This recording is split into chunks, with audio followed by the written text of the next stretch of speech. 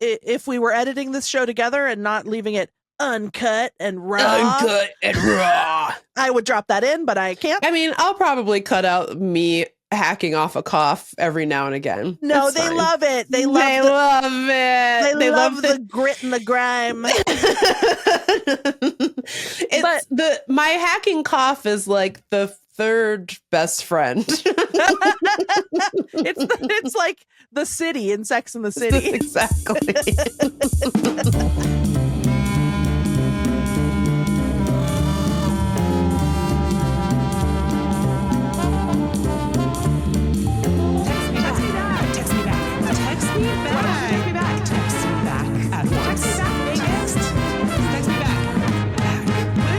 Welcome to Text Me Back After Dark. After dark.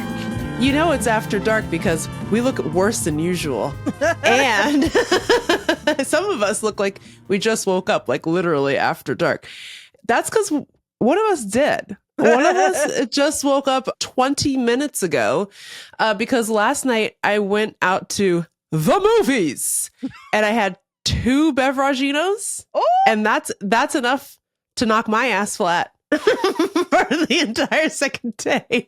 I woke up, I went to the movies, I had 2 beveraginos, and then I went for a walk this morning, and then I said, switching my mind back into sleep mode. And I just woke up at 2:55 and we're supposed to record at 3. So, hello. Yeah, it didn't actually even register for me when you first texted. You said I just woke up. Because to me, it was 11:55. And I said, for a Sunday morning. And then I was just doing the mental math just now. Yeah, and you're like, and I was hang like, on. Wait a minute. 3 p.m. Hold the phone. Because Sherlock Holmes just did some deductions, honey. I just did my favorite thing, which is to turn on like a true crime slop show that I'm not that invested in. So it can just kind of be on. So if I fall asleep, it's not a big deal. Yep. And I had on Unexpected Killer. Oh, Meagan, I was just sitting here while you were talking. I was like, what was that true crime slop show that I took the best nap to? It was Unexpected Killer. I was about to say. So good. Well, the guy just has a good cadence to his voice, and he's not a good enough narrator to keep me engaged, but he is good enough to just be talking near me and I fall asleep. And whoever that guy is, salute, sir. Thank you. I think his name is Mr. Sandman. Oh, enter Sandman. But to reiterate, welcome to Text Me Back After Dark, the only Text Me Back spinoff that's raw and uncut. Oh, Jesus. Because we don't edit it, Meagan. Yeah, that's what that means. It is. You're so disgusting and nasty. See, this is the kind of verbal abuse that normally we edit out. But now on Text Me Back After Dark, you can see Megan's true colors. Why are you making it look like you're making it seem like this makes me look bad when you're over there in the woods talking about raw and uncut nasty ass. But yeah, this is a Patreon exclusive, so it is. If you're not, did you know we promise to do these every month, and I don't think we've done one since November, and I'm so sorry to all of you watching visually or audially. I apologize. We're so sorry. On the other hand, did the Medici family get mad at Raphael Michelangelo Splinter for not doing the paintings on the exact schedule that they said? Can I be honest? I think they did. I think they might have been kind of mad. I don't remember that from art history. I didn't focus on old Italian shit, so I don't remember how mad they got. They might have maybe they murdered them. Yeah. Oh, hey, excuse me. That is bigotry against Italians. They weren't all in the mob. But we're just here to hang out on a Sunday morning / afternoon and talk a little bit about what's going on in our lives, what we're reading, what we're watching, LOL.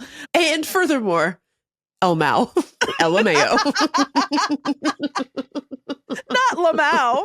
I feel like people mostly when they say it out loud, they say LMAO, but I think Lamau is funnier.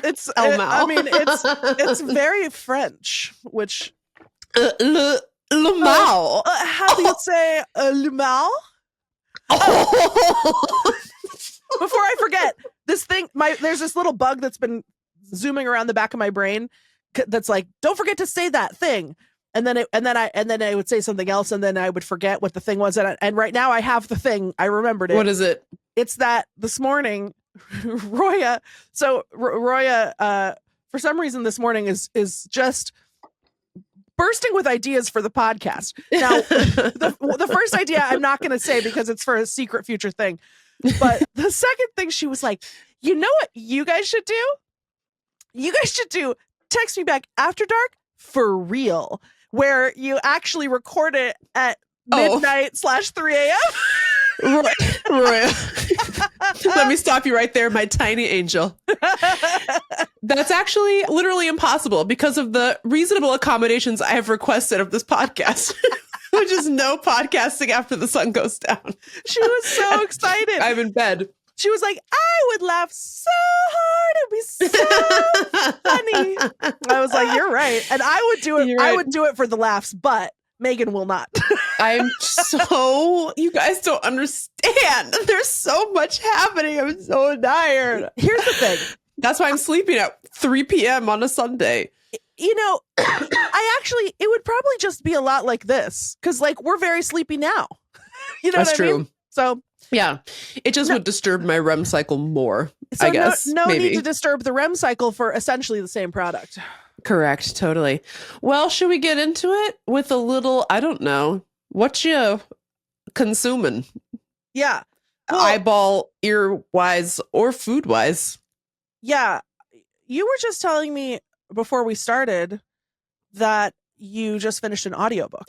I did.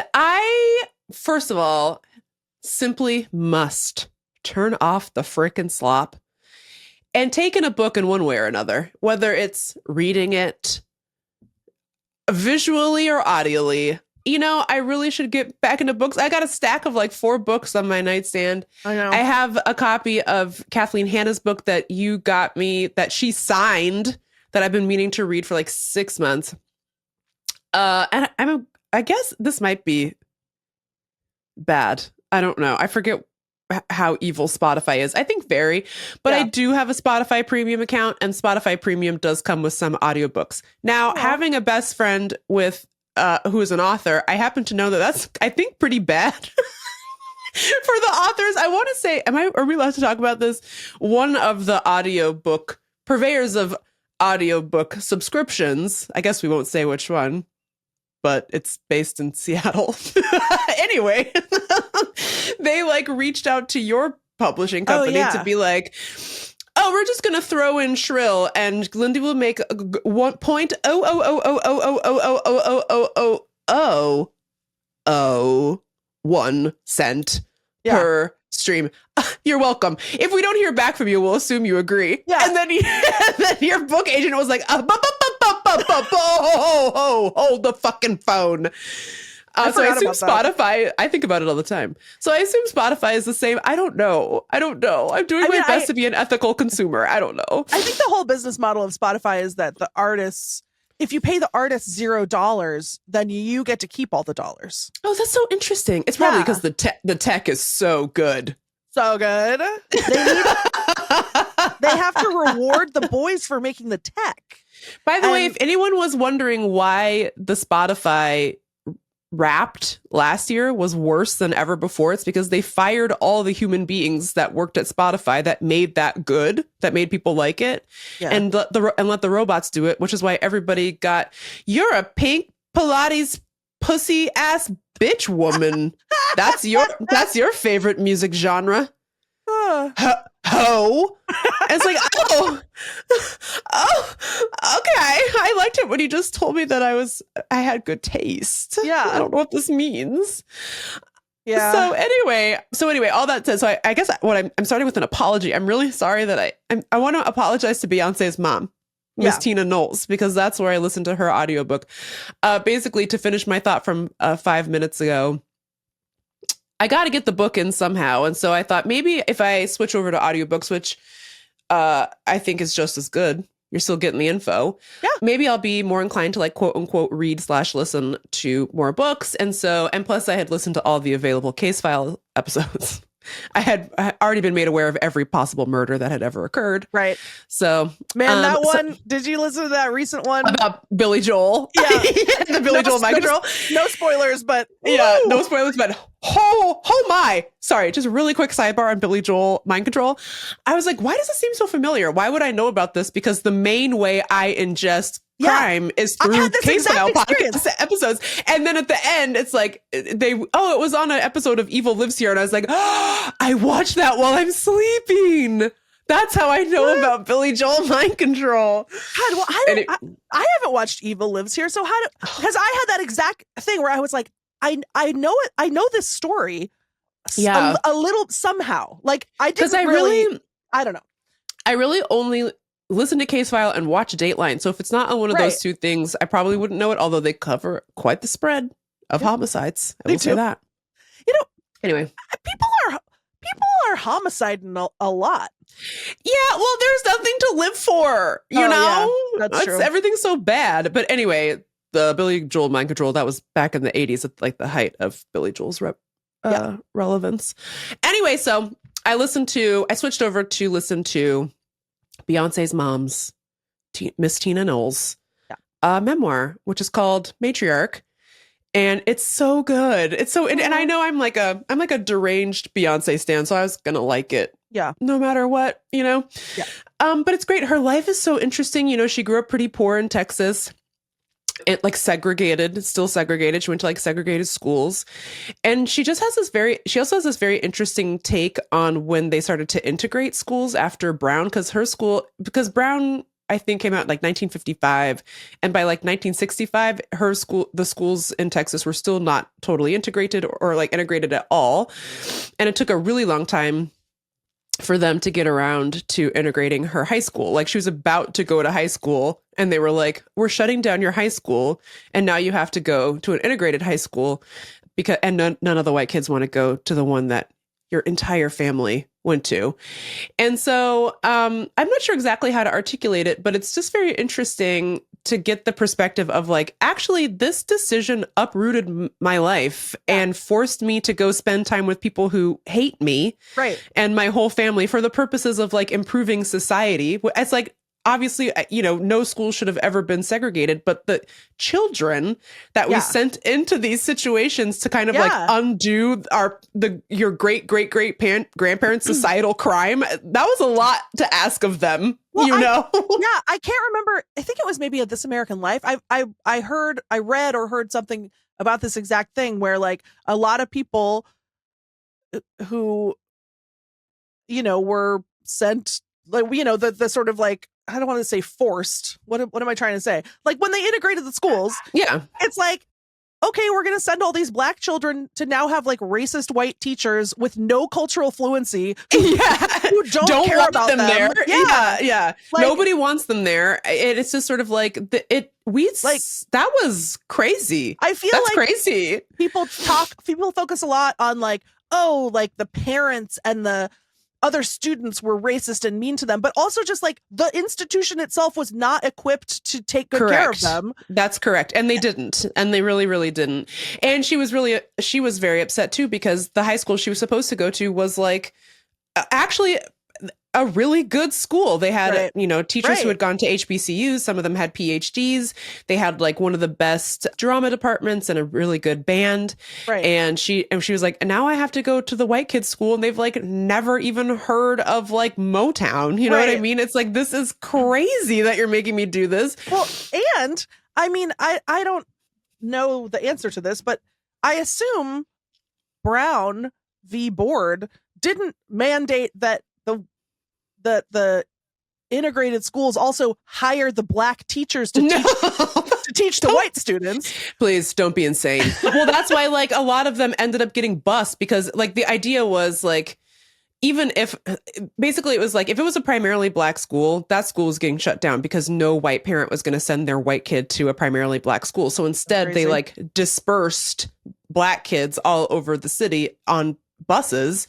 And it's like, I have no idea what happened to all those teachers, actually, if I'm being honest. I don't know what happened to them. Right. But I doubt that they got hired to teach the white kids. And, you know, it obviously like upsets everything that all these expectations that she had of her high school experience and like, you know, opportunities that she was looking forward to having. It's like, well, obviously all the really good clubs and opportunities are going to the white kids. And it's like, they started like a Black student union basically at their high school. And it's just, I don't know, very interesting woman, very interesting life. Her family, she has a lot of older brothers and sisters.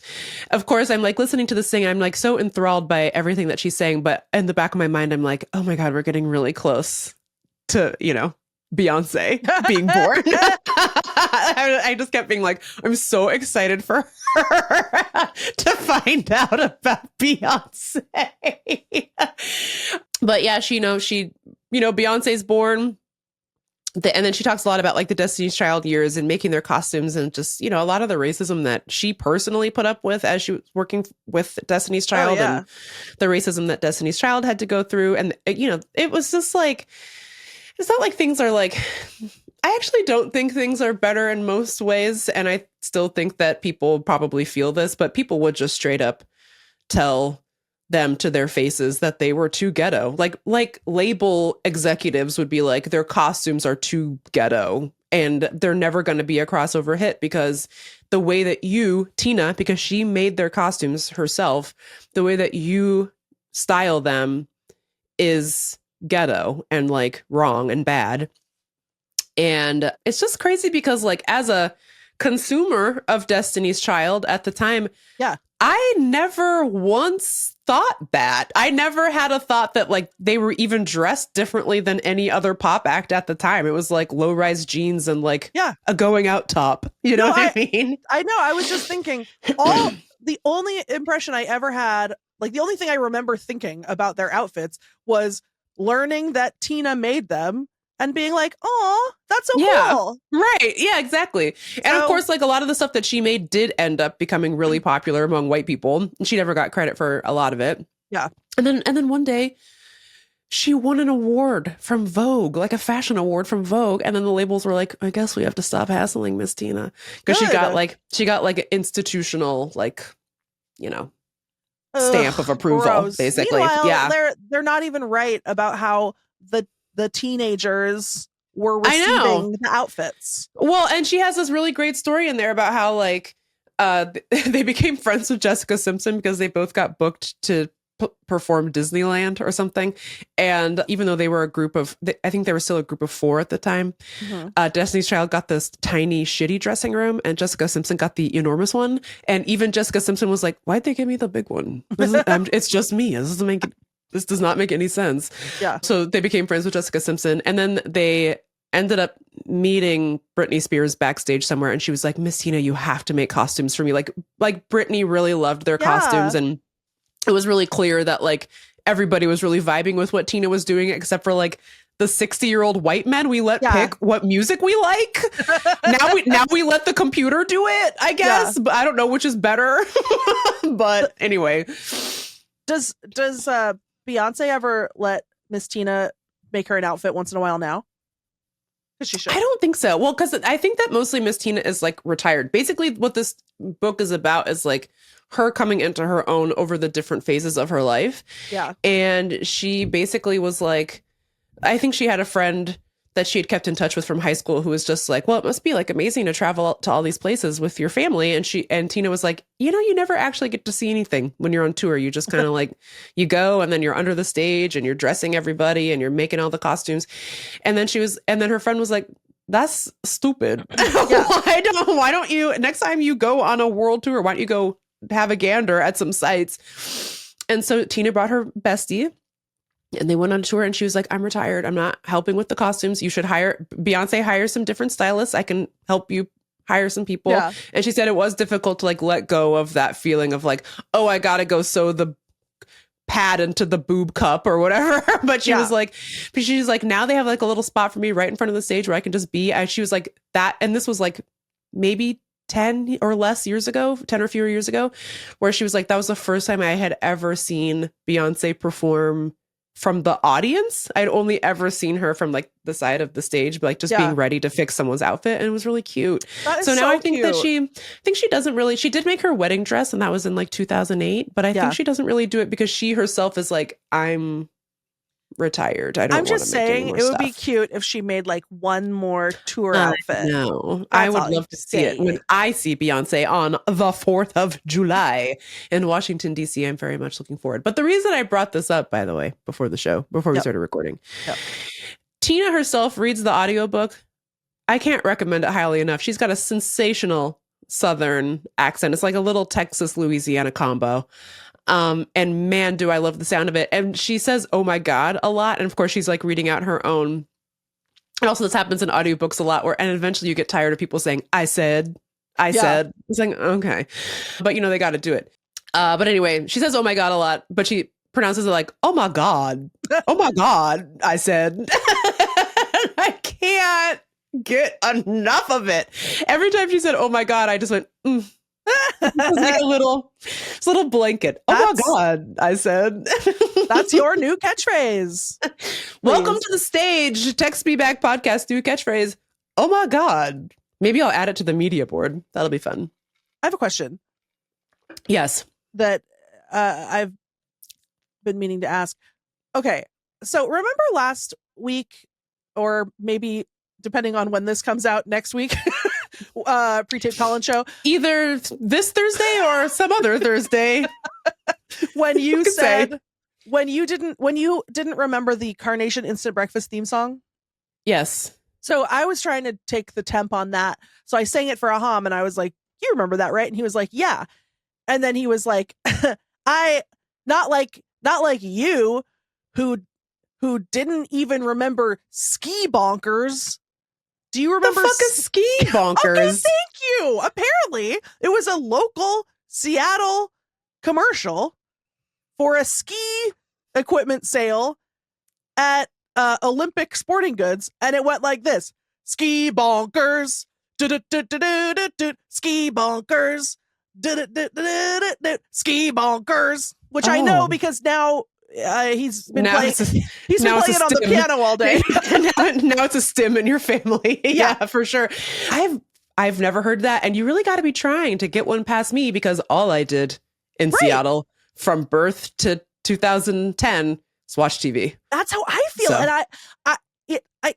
and I think that most Mandela effect is attention seeking trash.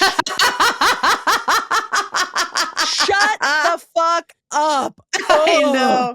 But I don't, where was Ski Bonkers? You're telling me I would remember Ski Bonkers. There was a local commercial that I never heard? I don't think so, honey. I don't think so, honey. So anyway. That's crazy. Interesting. I was sure that you would know it. No, I don't know that one. All right. Ski Bonkers. Well, now all my local commercial knowledge has been replaced with like DC based ones. So it's like, well, I guess Ace Hardware is national, but Ace is a place with the helpful hardware, folks. So that's a good one. That's a really good one. But we also have, we have the Michael and Son one where it's like, if you can, we can. Michael and Son. Da-da-now. That's good. It's really jazzy. That's a good one. All right. Well, I just wanted to take the temp on Ski Bunkers. Well, that's what I've been consuming is Miss Tina's audiobook. And just really quickly, I'd been planning on listening to it / reading it anyways. And then Oprah picked it as her book club pick, which was neither here nor there, except that Oprah made a video of her calling Miss Tina to tell her that her book had been selected. And Oprah's damn near in tears like, Tina, it's Oprah. I've just finished Matriarch, and I just want you to have the blessed assurance that you have done it. And I said, blessed assurance. Are you Moses? What I is think happening She here? has fully embraced her status as a As holy Jesus woman. Christ. Yeah, exactly. So I was like, well, if Oprah says she has the blessed assurance, I better add that to the fucking queue immediately. So shout out to Tina. Shout out most especially to our Lord in Moses. Santa Barbara / Montecito, Oprah Winfrey. Thank you, ma'am. Because I had the blessed assurance of enjoying the hell out of it. Thank you. Man, I'm still listening to the same stuff. But I too am blasting my way through audiobooks as usual. But actually what I'm listening to right now was a Text Me Back a Light recommendation. Oh, which what is is that it? I mentioned that I had begun listening to the body of work of one Sir Terald Pratchett. Heard of him? Ever heard of him? And that's where there's a famous clip that we played on the show where someone is imagining dragons. Mm-hmm. And if we were editing this show together and not leaving it uncut and raw, I would drop that in, but I can't. I mean, I'll probably cut out me hacking off a cough every now and again. No, That's they fine. love it. They love it. They love the grit and the grime. My hacking cough is like the third best friend. It's like the city in Sex and the City. Exactly. I keep trying so hard to make that joke and it never works. It's so stupid. It's so but funny. It's so funny. It's so funny to me and you and no one else. I love it. The city is the fourth friend, the fifth friend. Wait, how many are there? But it's like, but I feel like they used to say the city is like the fifth girl, or something weird like that. So, but if I just say that and you don't know what I'm talking about, it makes me sound like a offender. It makes me sound like a straight up, like accused offender. So, anyway, I mentioned that I've been listening to the work of Sir Terald Pratchett, who wrote like 100 books. Yeah. And so then the Text Me Back Lights got on the Discord and they were like, Lindy, I must have mentioned feeling overwhelmed by where to start. I mean, I just started with like the first one, which like was fine. I wasn't like in love with them. Like they're very cute, but they're also a little bit, I don't know. I liked it, but I didn't love it. But I was like, I'm going to keep going. But then the Text Me Back Lights got on the Discord and they posted truly like a crazy person's, red yarn diagram of like which ones to listen to in what order. And someone was like, the best place to start is with Tiffany Aching, who's a witch having adventures. And so I switched over to the Tiffany Aching books, and now I'm on, I think, number 4 or 5. Nice. And they're so good. I love that. She's a witch and she's like learning about how to be a witch, but it's not like oh no. Lindy's cough is like the fourth girl. The fourth friend. That's so dumb. Please laugh at this joke wherever you are. Please clap. But anyway, it's just really good. It's just like better than Harry Potter. Yeah, that's what I'm realizing lately is that I was like, why did I let that woman corrupt my mind into thinking these were good? Yeah, shit. And like, of course, the more fantasy you read, and I've been reading fantasy for a lifetime, so like, don't get it twisted. It's not like I was fooled. Yeah, but you're like, no Johnny come lately to the fantasy game. No, but like, man, so much of Harry Potter is derivative / some straight plagiarized. It's crazy. Yeah. Anyway, I just love little Tiffany Aching. It's like they're really funny, and they're also just like surprisingly kind of poignant and beautiful, but also like very silly. I don't know. They're so good. And they're like dark and a little bit scary, but not too scary. And a lot of it is about like learning like who you are. Oh, I am. And like a big point of the whole thing is that like being a witch isn't about like doing fancy magic spells. it's actually about like being a caretaker of your community and like Oh, going around and taking care of the people that nobody else takes care of. And like, we need that more than ever, they say. and like sometimes the real magic is just like essentially being The friends you made along the way. well, yeah. But I was gonna say essentially like being a therapist and kind of like tricking people into solving their own problems. It's like very beautiful. And there's a talking frog who's a lawyer. So oh, well, that's Lindy bait, baby. Yeah. Although I would say the frog lawyer, I think he's a toad, but he doesn't show up often enough for my taste because I do laugh every time. You want to spin off. But Terry has passed on, no? Or is he still alive? No, he passed on. And I think he had like Alzheimer's or something. It was like very sad. No. He's a deeply beloved man. And for good reason, in my opinion. So in my humble opinion. So right now I'm on. That's cute. The book that I'm on is I Shall Wear Midnight. I've already listened to The Wee Free Men, A Hatful of Sky, and Wintersmith. Now I'm on I Shall Wear Midnight. I think there's one more, and then I'm out of Tiffany Aching books. Then what am I gonna? Oh no! And I got to go back to the chart, I guess. Oh yeah, you got to go back to the Pepe Sylvia chart. Should we talk about? I would like to try something.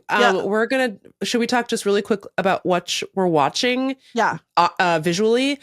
We both have BritBox. You told me to get BritBox, and I did. I got a little BritBox subscription. Yeah. And I got it with the intention of watching prestige British dramas. Sure. That's not what it's for. And that's not what it's for. As soon as I opened up that application, I said, oh, it turns out the Brits make slop too. So I know, and I know you're watching something on BritBox. Yeah. And I am sure that we're not watching the same thing, but should on the count of three, should we just both say what we're saying? Let me say, just as I think it could be a good gag. Zero chance. There's no chance it's the same. You put on the thing that I put on. Okay, you ready? Yeah. 3. Okay, hang on. 3, 2, 1. Death in Bargain Paradise. Hunt. But I have watched Death in Paradise. Okay, good. That is bad. That is slop of the highest tier. It's the most slop item on the whole app. I had already watched the first 3 seasons because I think it used to be on Netflix very briefly, which with my favorite detective inspector. Who has since is no longer on the show. And the thing that I both like and hate about this show, and I think just like the way British television works in general, is that they just are not sentimental about their casting at all. They'll just be like, well, he was here for 2 years and off he pops back to Manchester. Who cares? And I was like, no, I liked that detective inspector. Sorry. It's so bad. And I'm on the last available season. There's 14 fucking seasons of it. I was just going to say, Megan, there's so many. I've only had BritBox for like 2 weeks too. It's really bad. Megan, that's a disease that I'm calling the hospital. I'm calling the NHS. Oh my God. Do you want to talk about Bargain Hunt first, or should I get into Death in Paradise? I don't have that much to say about Bargain Hunt, so let me just first of all, it's a perfect show. It's I don't know if you would call it a reality show, but it's an unscripted reality based program. It's sort of a game show, honestly, where so they have 2 teams of 2, and they're often like a couple or just a pair of quote unquote friends, such as 2 elderly men who met in the theater who are okay. And then what they do is they turn them loose in a antique store, and they assign each of them an antique expert, and then they wander around the store and they try to pick out some items that they think they can sell at auction for more money than they're buying them for. And the antique expert helps them make these decisions. Then they haggle with the store owner, try to get the price down. Sure. The show gives them like 200 pounds or something to spend. Yeah. They pick out their items, 3 items. Then whatever they didn't spend goes to the antique expert, who gets to then pick out a bonus item. with Ooh. with the leftover money. So that both teams do this, then they go to the auction, and then they auction off the items, which I would say turn a profit 0% of the time.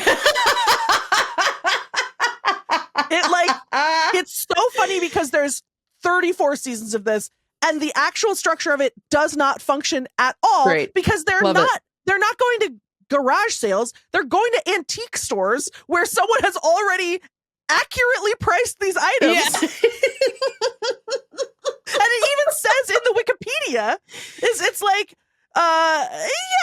they very rarely turn a profit because they're shopping at a real store. So it's like you're buying something for anyway, auctioning off the items too.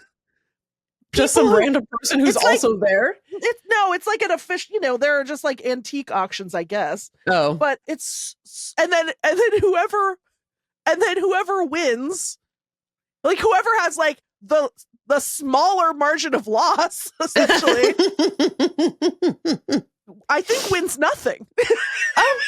It's like, yeah, what is this, you guys? Or I think they get to keep their profit if they made a profit. Uh-oh. So like, every show ends with them giving the BBC £5. Yeah, the first episode I watched, the two friends, they made £57 profit.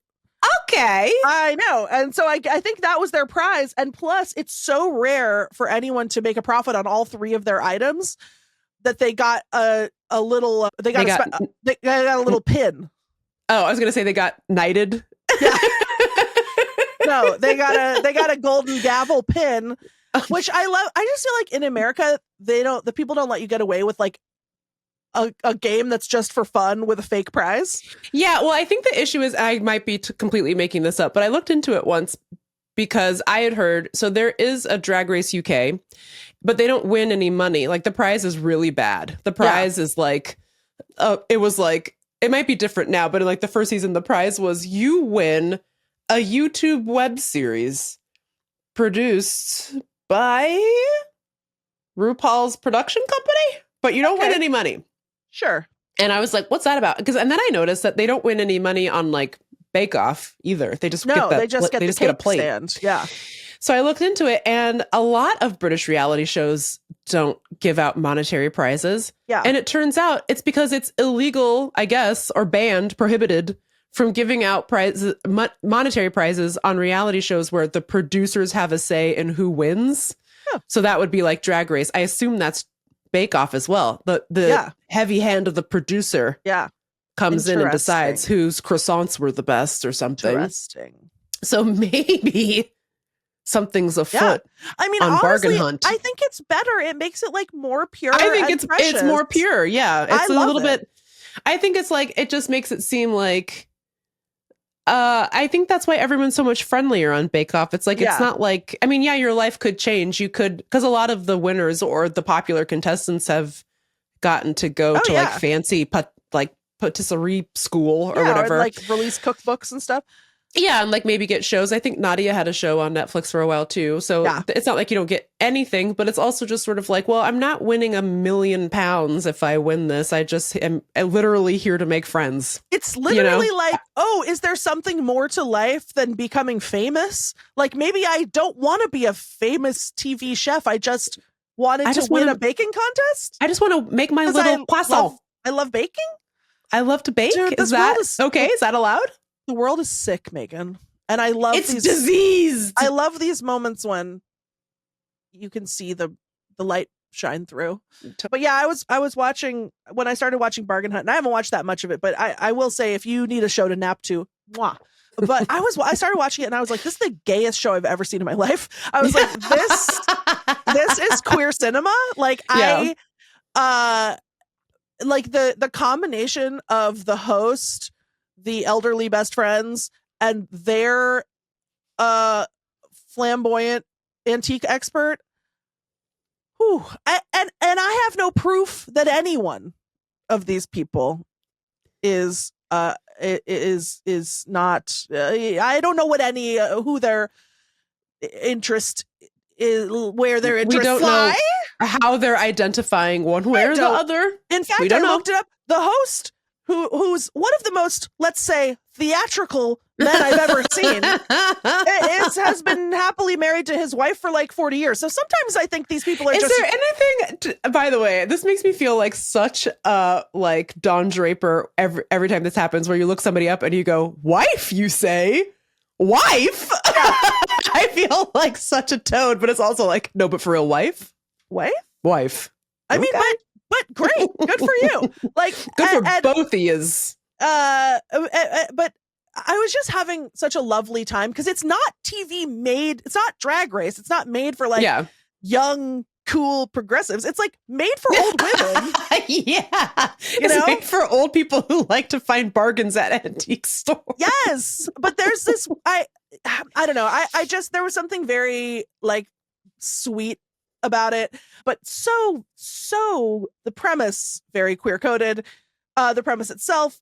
And then I look at the Wikipedia and because I wanted to answer some of my own questions, and it says right at the top, opening theme. You know, when it gives the details of a TV show, opening theme is called "Horny Baby."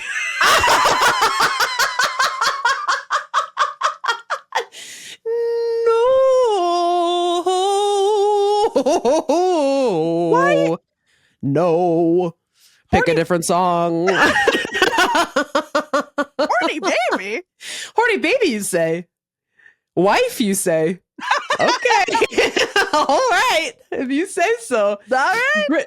England is crazy, dog. Oh, I love them. Yeah. Meanwhile, I've been watching Death in Paradise. Like I said, I had already seen the first 2 or 3 seasons. I think 3 seasons.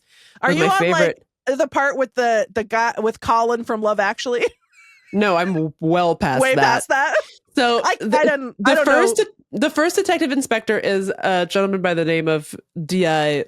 Poole. Yeah, and he's great. That's the only part that I watched. I watched the basically, and I love him. He's so my grumpy. favorite to this day. So grumpy. Well, basically, the premise of the show is, and anyone who's an expert in colonialism, will you write in and let me know what the fuck all is going on here? But there's on this fictional island of Sainte Marie, where everybody speaks French, but the island is owned by Britain. I don't. Did that happen? Does that happen? Meagan, where like it used to be owned by France, and then England was like, "We'll take it off your hands." I don't know.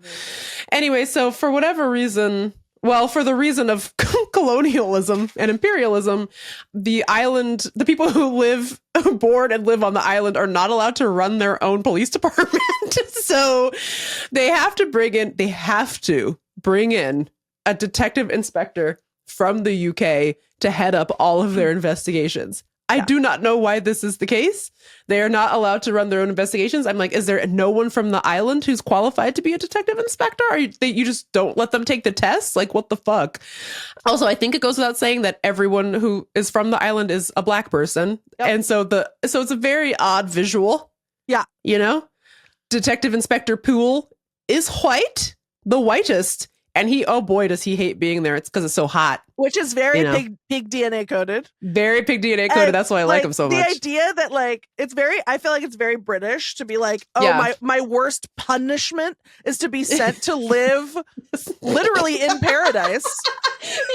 Where it's war. And the detective inspector gets put up in police accommodation, which is this beautiful shack on the beach, like on the beach, like right there, and you open up the window, the ocean is right there, and they're all like, but he's just like, all hate it. He's just like, oi, this food's too spicy.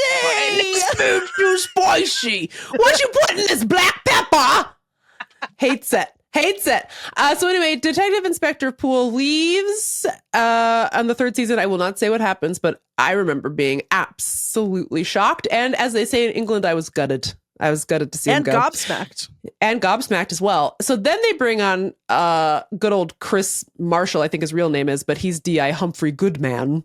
And he was that weirdo from Love Actually who hooks up with Shannon Elizabeth in the hot tub. I didn't know he was that early. I see. Yeah, he's really early on.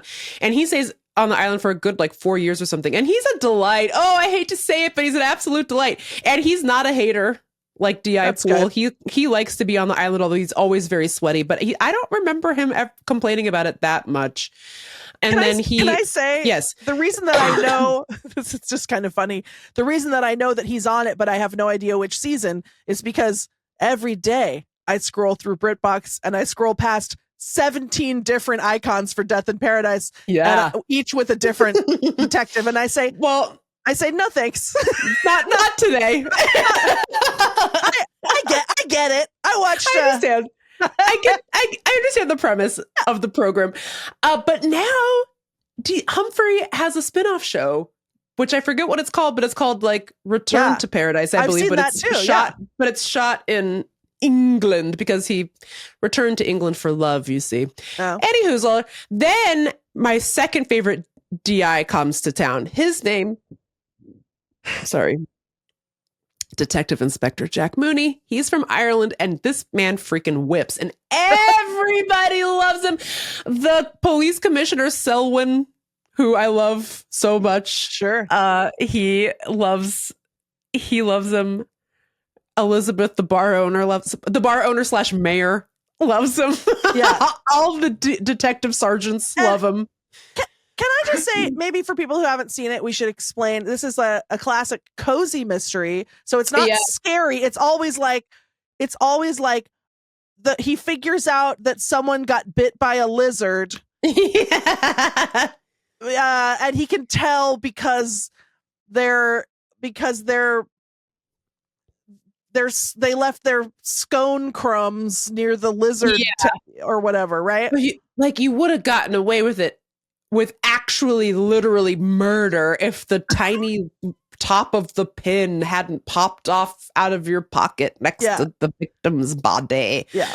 But it's very much giving, every procedural that we know and love. It's not scary. But it's really giving Murder, She Wrote, if we can be honest, because it's like, why are there so many murders on this tiny island with only 50,000 inhabitants?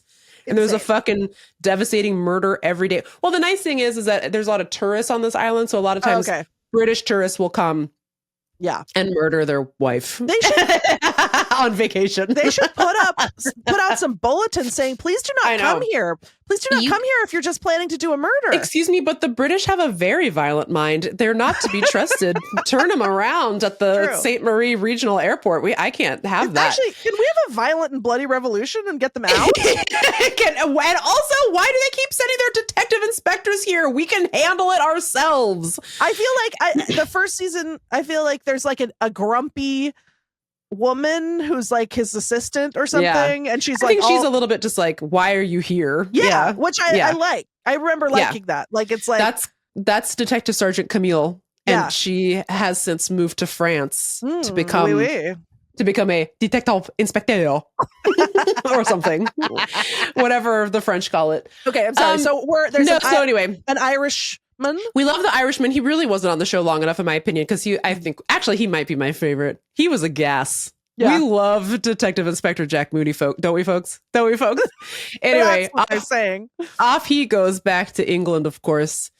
Very sad. And then they bring on somebody I didn't like that much. His name was Detective Inspector Neville Parker, and he's like a sickly Caucasian weirdo, and he's definitely like leaning into his inability to consume spice. Sure. He's allergic to everything. He's sweating. He's always sweaty, but not in a fun pig way. Just a kind of like a sort of a colonial, like a colonizer way. Can I ask how many seasons did you watch with this character that you don't like?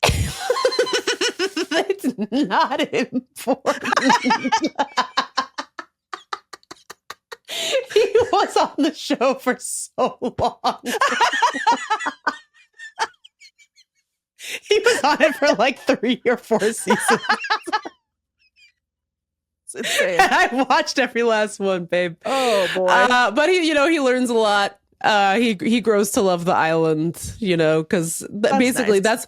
that's basically like the undercurrent of this whole thing is like white people learning lessons black people. Yeah, it's like, okay. Still, did I stop watching it? No, dog. Hell no, dog. Anyway, Detective Inspector Neville Parker finally fucks off back to Manchester, and then they finally allow a black detective inspector to come to the island. Say what? He's from London, isn't it? and when he appeared on the screen, what did Megan say? Let's hear it, Miss Tina. Oh my God, I said. Anyway, his name's, I fucking forget, because he kind of is just an asshole. I'm kind of over him, but I can't stop watching, obviously. His name is, hang on, I have the... You know, it doesn't matter. I have the IMDb up on my computer. Oh, excuse me. His name is Detective Inspector Mervyn Wilson. And he has personal reasons for being on the island. No spoilers, but he hates it because he, being from London, isn't it? He's always on the go, go, go. Everybody moves too slow for him. Also, he can't drive because on the island they drive on the left. And so he's confused by this and cannot possibly function on the road. So he's like, they must drive on the right. Don't we drive on the right? Sorry, I just mean the steering wheel is on, but it's not really I'm so sorry. But you know what I mean. But yeah, but they drive the way that we do, the normal way, and he is used to the British way, and he doesn't, so he's mad. So he makes Detective Sergeant Naomi Thomas, who is a gem, makes her drive him everywhere. Which I don't love the visual. How much do you have left? Oh boy, probably only one season left. And British seasons are so short. It's probably only like 10 episodes. It's actually devastating. It's actually devastating. Long enough to still be a problem. And so then I was like, God, what am I going to watch next? I have this whole array of British prestige dramas I could be watching. And I'm like, I guess I got to go over to Return to Paradise with Detective Inspector. Can I recommend, if you want a show that is insane, can I recommend Rosemary and Thyme? I've watched that. It's so stupid and it's so good. Every crime is a garden-based crime, and there's season upon season. Oh, it's so good. My only complaint is that there aren't enough seasons. There should have been 10 more seasons of that shit. It was hilarious. Who thought of that? They ran out of plants. They did a crime based on every available plant. I think you don't have anything to worry about, Megan, because as far as I can tell, BritBox chock-a-block with shows like this. It's a slop delivery system. I've just started watching, just on a whim, a show called Agatha Raisin. Ooh. Which is also a cozy mystery about a high-powered PR executive who decides to retire and move to the Cotswolds. Ooh. And then she gets wrapped up in a silly murder in every episode. Oh boy, not again. It's the kind of thing where a lot of the writing is so stupid that I want to die. Like, it's the kind of thing where it's like, well, in the pilot, within the first 30 seconds of the show, I was like, oh geez, what have I gotten myself into? It's like they're at the market. It's market day, and then a woman with her daughter, who's like 10, go up to a man running a market stall, and he goes, "Are you Mummy's little helper?" And then she goes, "No, that's Prozac." Like shit like that, where I'm like, shut the fuck up. Oh God. But did I stop watching? Hell no. Hell fucking no. And is it pretty good stuff, Megan? Hell yeah. That's what I'm talking about. BritBox is Bobby's little helper.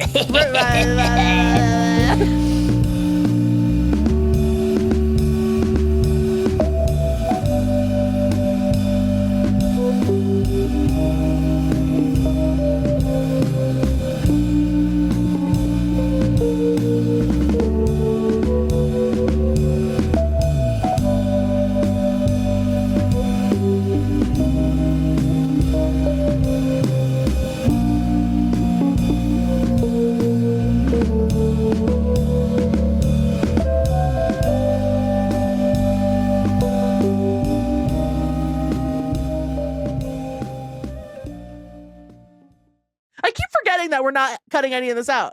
No. Something to think about for next time when we do this again in 1 month. I hope you enjoyed it.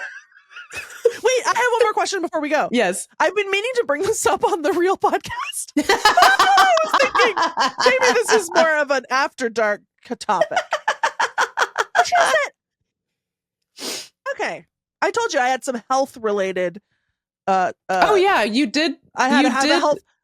Yeah, don't worry. So this is not. You did billboard that, I believe, at the beginning, and then we were about to just never speak of it. Well, no, I think I billboarded it before we started. Okay. But I've been thinking a lot, kind of nonstop lately, about the toilet plume. Do you know about What's this? that? No. Well, around, I don't know, 10 years ago or so, they started to say, I started to hear rumors. People would say, did you know that when every time you flush your toilet, a plume of vaporized poo mist, poo particles, it gets all on your toothbrush. And at the time I was like, oh no, and so I started closing the toilet lid when I flushed the toilet. Sure. Okay. Just in the last year, I've started to think, I never heard of this before I was 30. Yeah. And I never got sick from my toothbrush. Yeah. How do we know that this is real? You know what I mean? Yeah, you put on your bright red skeptic hat and you said, I'm going to do my own research. I called up Detective Neville Parker. And I said, oi, what's all this then? What's all this then? Because I just feel like, how could a thing be harming me that never harmed me until I heard about it? Right. You know what I mean? So true. Let me tell you, I've been flushing. My ass been flushing. Since the Reagan administration. No, for sure. And then it wasn't until Obama's second term someone tells me about toilet plume. Yeah. And now I'm supposed to alter my lifestyle and just believe that there's poo-poo on my toothbrush? Again, I will be doing my own research. And in the meantime, I will not be getting vaccinated just to be safe. I just want to know. No one's ever shown me the science. Have you discovered this? Did you look into it? You haven't looked into it yet. You think I looked into it? Yeah, I thought that's why you brought it up. No, I just wanted to see what you just thought. You just wanted to raise the specter of toilet plume. Megan, it's important to teach the controversy, as you know. That's what I've been saying. Yeah. It's not my responsibility. I said the burden of proof's not on me. The burden of proof's not on me. I mean, I think you're the one. I mean, I don't know. Who cares? I guess I always just, as a matter of habit, the reason I keep my toilet lid closed at all times is because one person told me 8 years ago that rats can swim up the pipes. I have no idea. That to me fits in the column of probably not true. No, that happened to That's true. That happened to you? To me. At my childhood home, a rat came out up the toilet in the bathroom. In Seattle, Washington? Yeah, and we know because it left muddy paw prints on the toilet seat. No. And then No. I saw it, and then my mom and I screamed. Yes. And left the house. Yes. And then we called my dad, who was at work, and then he said, just put the cat in there. And we said, no, Papa, no. Elderly Gueso?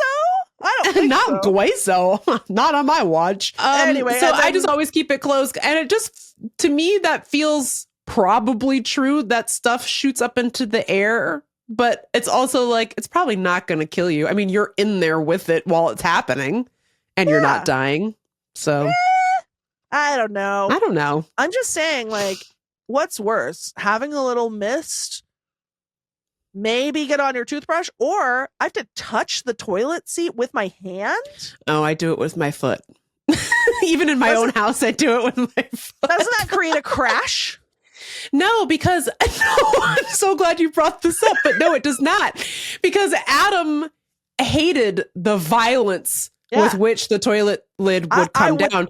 I would hate that. So he went to the hardware store and got the special soft closing toilet lids. So now you just click it with your foot and it goes, ooh. Okay. I'm going to talk to my husband about that. Yeah, you should go to Ace, which is the place with the helpful hardware folks. Maybe they can help you with the toilet seat. He was so bothered by it that he went out. Like the ones that came with the house were not acceptable. And Dude, so he went and it. got new ones. Yeah. Okay, I have one more thing before we go. Yes. This show is not sponsored by Ace. Yeah. I fucking wish it was, man. Does Ace still exist? Did it survive? Yeah.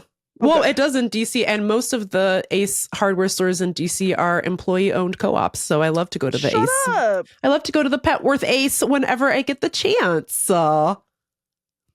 Okay, hang on a second. Okay.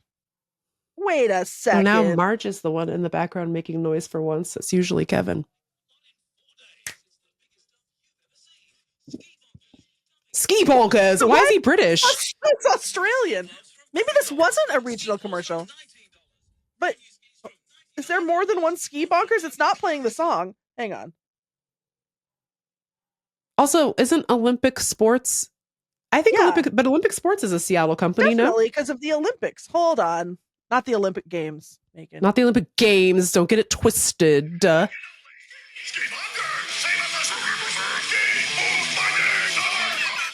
Oh. That's not it. That's that not can't it. I think I would remember that, to be honest. Uh-oh. Someone's going through a ska phase. It's not it either. Let's skank. Why can't I find it? Because it's not real. I made it up. But he just played it for me this morning. He composed it himself, and he's trying to perpetrate a fraud. What the hell? Hold on. Give me one more second. No, I want to go back to bed. I want to drink my electrolytes and watch Dateline. What the hell? Can you hear Margie back there being a little shithead? Sure can. A little stinklebutt. All right, well, look. Well, the listeners are loving this. Shut up. Shut up. Oh my God, I said. All right, well, you know what this is called? A cliffhanger. And when and next month, maybe it's a mystery. It's a mystery to solve. Yeah, this is our next Text Me Back mystery. Yeah. Then you're going to be the mystery hearing, of ski bonkers. You're going to be hearing a lot more about ski bonkers on next month's Text Me Back After Dark.